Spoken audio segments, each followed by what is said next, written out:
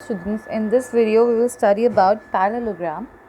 So this is another correlator which is known as parallelogram. So what does it include? There is a parallelogram. I have taken A, B, C, D. This is a parallelogram. And what all properties does it show?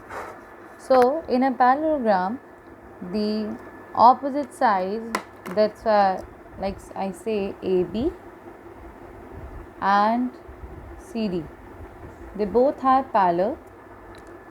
And if I talk about CB and AD, they both are also parallel. So AB and CD, AB is parallel to CD and AD is parallel to CB in a parallelogram. So its name will be written like in quadrilateral, or you can also write parallelogram ABCD. AB is parallel to CD and AD is parallel to CB. Also, the sides AB and CD will be equal, means AB will be equal to the opposite side CD and BC will be equal to the opposite side AD. So therefore AB is equals to CD and CB is equals to AD.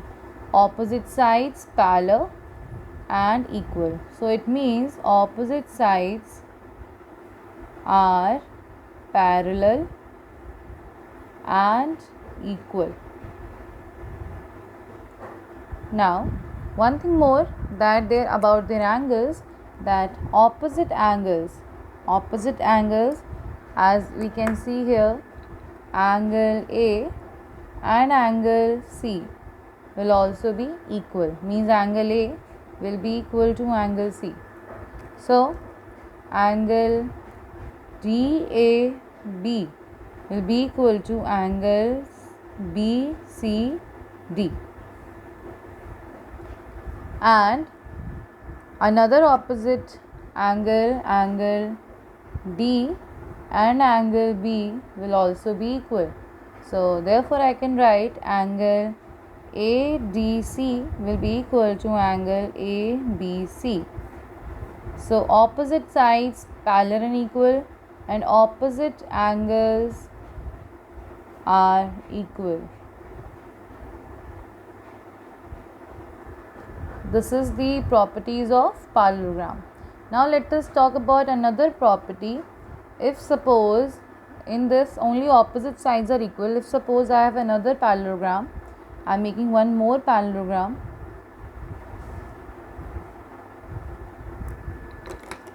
and I will name it as ABCD again.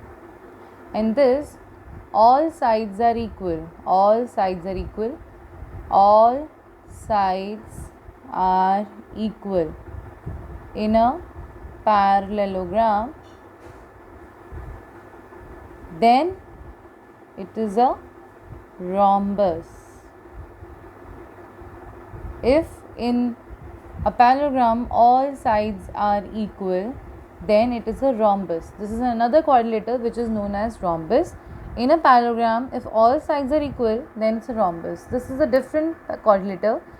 The difference of parallelogram and rhombus is that it has all sides equal, and in parallelogram only opposite sides are equal and parallel. Similarly here all sides are equal. Here also BC will be parallel to AD, DC will be parallel to AB, and one more property added, that all sides will be equal. This is the rhombus. Now what will be the area of parallelogram? In a parallelogram, here you can see that I have constructed AE perpendicular to DC. As to find the area of parallelogram, area we already know, the magnitude of a plane region, and here AE is perpendicular to DC. I have taken it. This is an altitude. We already know, we have done in Pythagoras theorem also, that a line drawn in a quadrilateral or any side straight line, 9-degree line, is known as altitude or height. So this is the altitude, and where the altitude lies, as there, this is the altitude I have marked, and it lies on DC. So wherever the altitude lies is known as the base. So DC is the base here. So AE is the altitude here, and DC is the base here. So what is the area of parallelogram now? Like in a rectangle, what we do, we always take the length and the breadth. Here we also doing type of same thing, but we are taking the altitude, the height here now. Altitude is also known as the height. So base into altitude. Like we did in rectangle, we multiply length and breadth. Here we multiply altitude and base, and we will have the value as of area of parallelogram. The same formula of area of parallelogram will be followed with area of rhombus, because they have the same figure. Area of rhombus will also be base into altitude. Now one thing that we want to discuss, that is major important thing in perimeter area, if the units are changed, if the unit is not centimeter or meter, what we will do, how we will find it.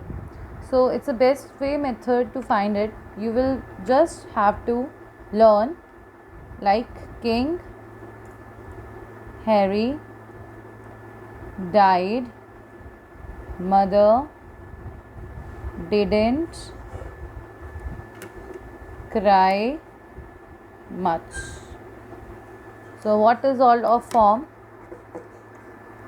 So this is K H D M D C M.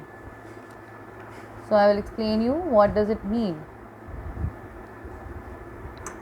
So K means for